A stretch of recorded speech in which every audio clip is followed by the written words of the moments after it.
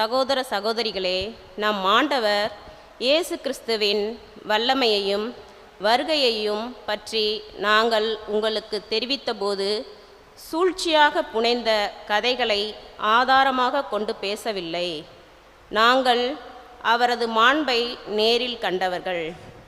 என் அன்பார்ந்த மைந்தரே இவரே. இவர் பொருட்டு நான் பூரிப்படைகிறேன்.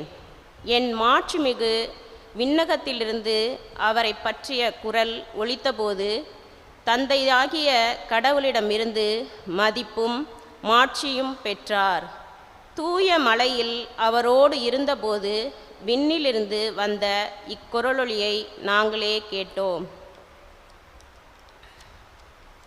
எனவே இறைவாக்கினர் கூறியது இன்னும் உறுதியாயிற்று. அவர்கள் கூறியதை நீங்கள் கருத்தில் கொள்வது நல்லது.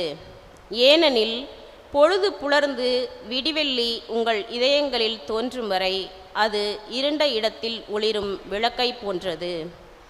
ஆண்டவரின் அருள்வாக்கு. இறைவனுக்கு நன்றி.